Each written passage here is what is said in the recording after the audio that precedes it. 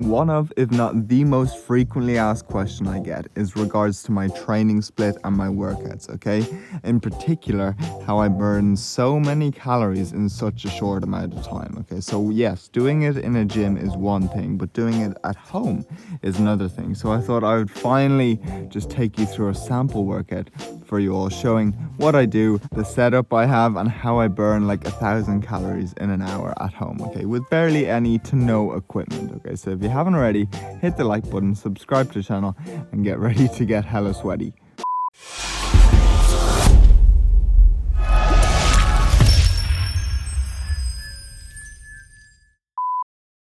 And there we go, just over an hour, 1,015 calories. Oh my god, that was a whopper. And here's the harsh reality of what that looks like, okay? It is not pretty. And there's still so much BS out there of these like fitness influencers doing like a 20-minute booty workout, coming out the end of it looking like they're ready to win a beauty pageant and saying, oh yeah, that burned 1,000 calories. No, I look absolutely dreadful because burning 1,000 calories is not easy. And to give you some perspective, here is the hoodie. Spot the dry patch. There it is, the back. And then the front is just as absolutely soaked. And it's not warm in here, guys. It's like 2 degrees outside, probably like 6 or 7 in this garage. But nonetheless, that is another workout. Finito. Now let me sweep up my hairdo, get the creeper mustache off, and let's dive into all things training and workout related. But firstly, I thought I'd show you this just for a bit more perspective. We had the hoodie. Look at the sweatpants though. No beauty pageants over here. It looks like I've pissed myself, but that's what it takes, so yeah. And when I say sort out the hairdo, we have to take advantage of Mama Murray and her new razor, and we're actually getting a haircut, so finally I look less like a hobo. Boom! Okay, so before we get to the workout, there are 3 things I want to cover. The first one is that I haven't really just said thank you all for the support on the recipe book. Seriously, I was just blown away, and I'm delighted that you all like it, okay? If you haven't already, that is linked down below. If you want to support the channel or just get a load of recipes, high volume recipes, low calorie recipes, good tasting recipes, then go check it out, okay? So that is the first thing. Thank you all. Now, the second thing is going to be to use this time to also address my most common questions flooding the DMs. Do I really burn upwards of 5,000 calories per day? Yes, okay, boom, you see that video right there? It pretty much explains everything for you, but with a BMR of like 1,800 calories, a NEAT level ranging between like 1,000 to even 2,000 calories according to the literature, the thermic effect of food being like 500 calories, and then just overall energy expenditure from the workouts like 1,000 to 1,200 calories, you can easily see how all that adds up to like 5,000. And thirdly, a little life update for you. I think me and Dad have finally convinced Mum to get a dog. Yes, we have sourced a breeder who is expecting puppies like in the coming few weeks, and then it would be like 8 to 10 weeks after that where we go pick them up. So we're super excited.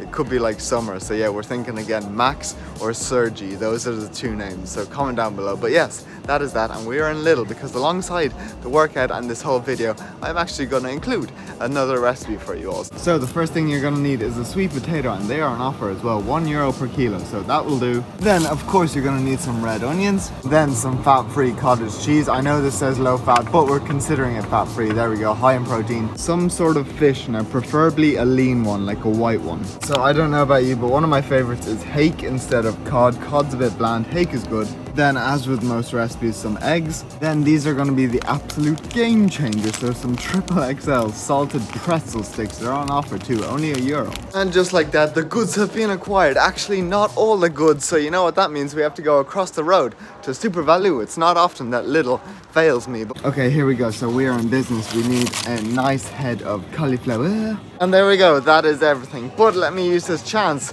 to cover another question actually. And that is, do I wear a face mask? Yes, I do, okay, but I try to take it off really quickly for the clips because obviously you can see you can't hear me very well. So yeah, 4 tips banged out the way.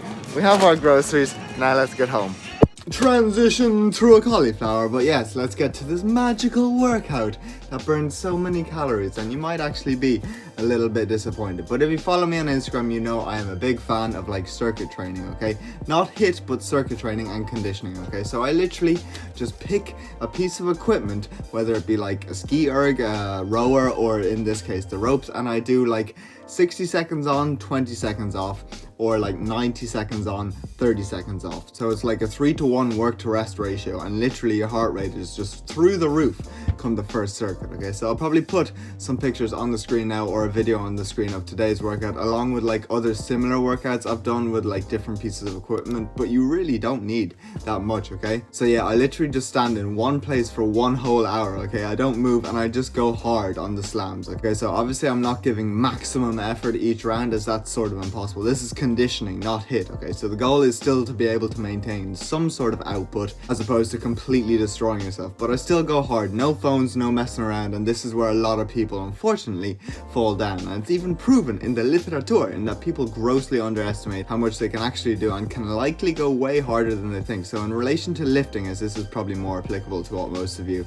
are doing, okay? There are 2 studies out there. The first is by Steele 2017, where they got people to look at the load on a bar for different exercises, and based on their experience with that lift, predict the number of reps that they could complete before reaching complete failure, okay? And as you can see, everyone, beginner to advanced, were wrong and undershot the amount they thought it would take to get to failure, with some being able to pump out as much as 8 extra reps where they would have usually stopped, okay? And another one is by Barbosa 2017, who did a similar study where they got 116 males to bench press, asking them firstly what would be a typical weight they would use for like a 10 rep max to failure, okay? Then they got them to lift this weight, but to actually go to failure and see if 10 reps was truly their max, and results showed on average, okay, the guys were able to get 16 reps, so 6 reps more than what they thought they would fail at 10 reps, with a whopping 26% of the guys getting as high as 20 reps, meaning that they were essentially working at like an RPE 0. So moral of the story is people underestimate how hard they're actually going, and could probably go a lot harder, okay? And by no means am I saying, oh, I'm a beast, I train so hard, but I do actually think of these studies, like when I'm doing my intros, I'm like, man, okay, if someone was here with a gun like that, saying you have to go that little bit harder, okay, to make maximum progress or to burn all these calories in this case, then I do, okay? It sort of spurs me on. So that is that. Train harder than last time. What am I doing in my study with a cauliflower? I do not know. Actually, I do know, because we need to get to the recipe portion of this video. Whoa, okay, so if you are smart, you might have already guessed what we're gonna make, but let me sort of reenact the scene, okay? Most Irish and UK people will sort of relate with this, okay? It's 2010. You're chilling in bed playing Call of Duty Zombies on the PS3 with the squad. You have your headset on, you finish the game, and before starting your 12th one with the crew, you scream down to your mum, "Mom! Yeah? What's for dinner?" Fish fingers and mash. Yes, I love fish fingers and mash. Okay, come on guys, let's go, round number 12.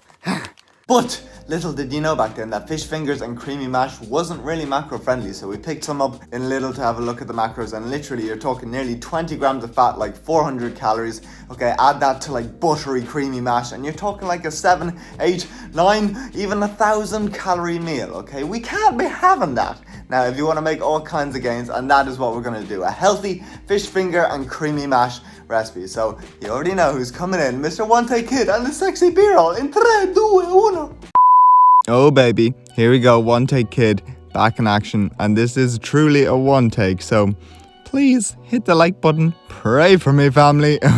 Okay, so as always the link will be down below for all the amount of ingredients, and I will actually include the workout and a bit more spiel in that same sort of no, I messed up.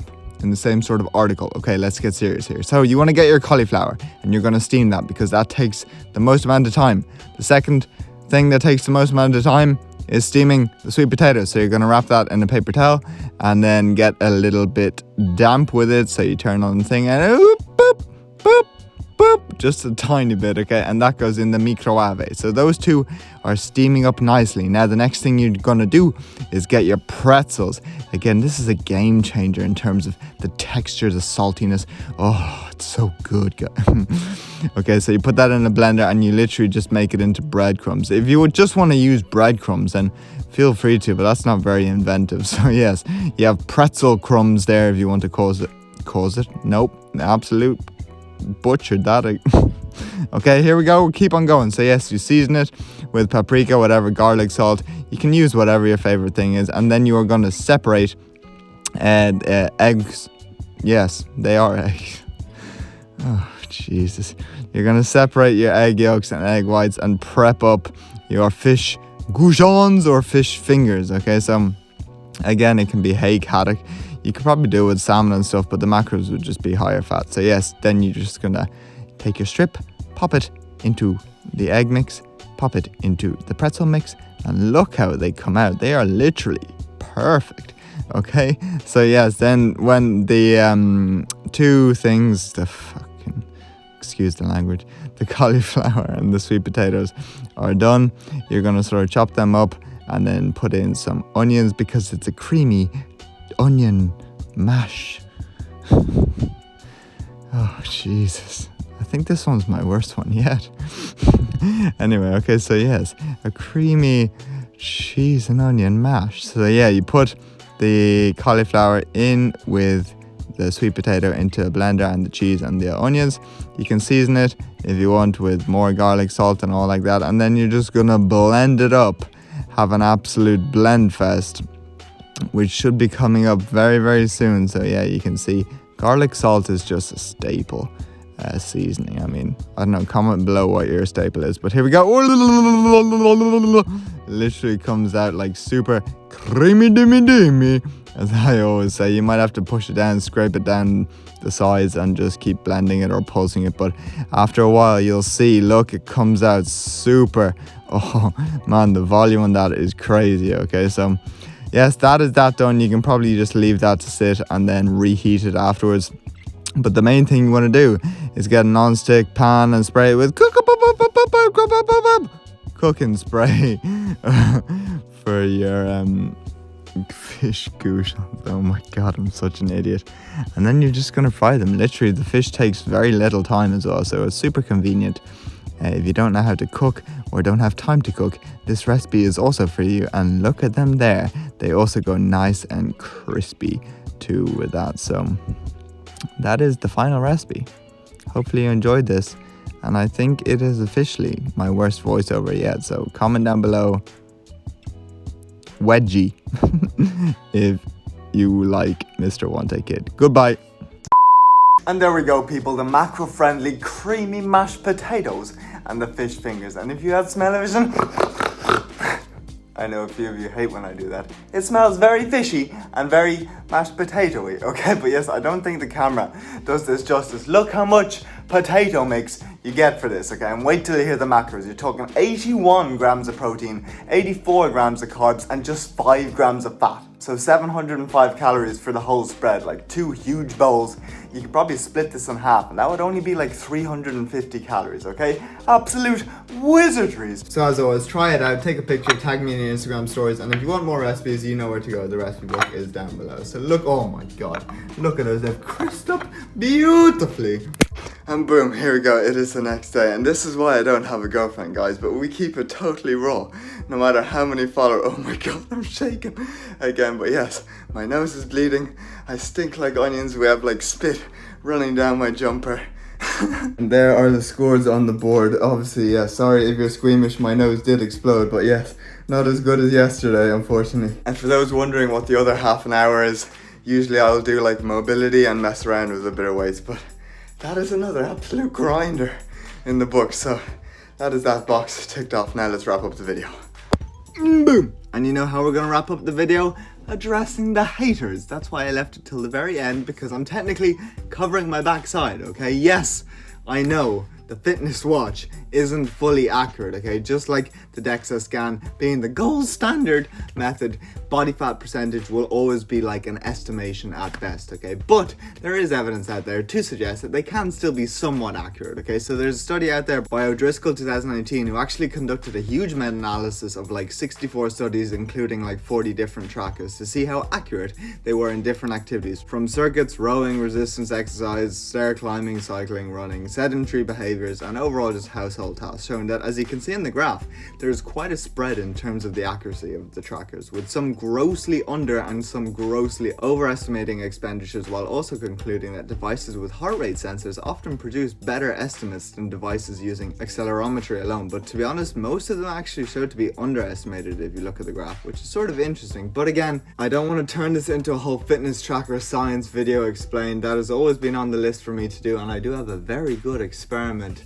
that I'll probably end up doing anyway, but let me know if you want that video to be done and I will do that. But yes, that is going to be the end of the video. Hopefully you gained some value from it and got an insight as to how I like to train at the moment. And if you like the video, please like the video, subscribe to the channel. I hope you all have a good day and see you all in the next video. Boop! I appreciate you all, fam.